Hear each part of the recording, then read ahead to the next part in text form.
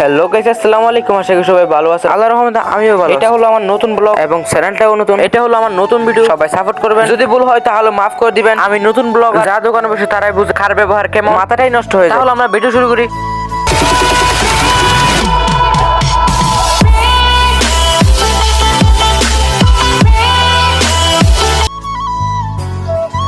এখানে মানুষ ভিড় হয়ে যায় এই পেঁয়াজগুলো কাটার জন্য। ভিডিওটা বানানোর মেইন কারণ হলো প্রথমবার টেস্ট করে দেখলাম এবং দোকানে একা একা বসে থাকার ইচ্ছা হয় না। আরেকটা কারণ হলো খেলার বয়সে এবং শখের বয়সে আমার নিজের ইনকাম করতে হয়। কেননা আমি পরিবারের বড় সন্তান, কোথাও যেতে হলে যেতে পারি না। দোকানে যারা বসে তারাই বুঝে বসে থাকা কত কষ্টকর। কষ্ট হোক আর সুখ, পরিবার তো চলাতে হবে। মানুষের ব্যবহার শুনলে খেতে ইচ্ছা হয় না। যাক, এটা আমার কোনো ব্যাপারই না। ভাত খেতে ইচ্ছা হলে কষ্ট তো করতে হবে। আমি দোকান করার পাশাপাশি স্কুলেও যাই। আমি যখন স্কুলে চলে যাই তখন আমার আব্বু দোকানে বসে, মাগরিবের টাইমে ও আব্বু বসে, তখন আমি পড়ালেখা করি। বর্তমানে আমি নবম শ্রেণীতে পড়ি। দোকানের নিয়ম হলো ব্যবসা সবার জন্য একরকম, ব্যবসায় কোনো কিছু পরিচয় নেই। মানেটা হলো বন্ধু, ভাই, আত্মীয় স্বজন, কোনো কিছু পরিচয় নেই। মানুষে বলে না, ভাইয়ের জায়গায় ভাই আসো, ব্যবসার হিসাব আলাদা। কাস্টমার একটা নিয়ম হলো কিছু একটা নিতে পারলে হয়। এটা বিস্কিট হোক, চানাচুর হোক বা অন্য কিছু। পুরো এসে দিচ্ছি, 1 ঘন্টা পর দিচ্ছি, আমি কি ফালিয়ে যাচ্ছি? আগের কি 2-1 টাকা পাবে, এর আগে কি নিয়ে দিইনি। আরো অনেক কিছু। দোকান করা অনেক কষ্টকর। গ্রামের মানুষগুলো এমন হয়, একবার বাহানা দিয়ে নিতে পারলে দোকানে আর আসে না এবং আর দেখা যায় না। তো গাইস, এখানে শেষ করবো আমাদের ব্লগ। সবাই সুস্থ থাকবেন এবং ভালো থাকবেন। আল্লাহ হাফেজ।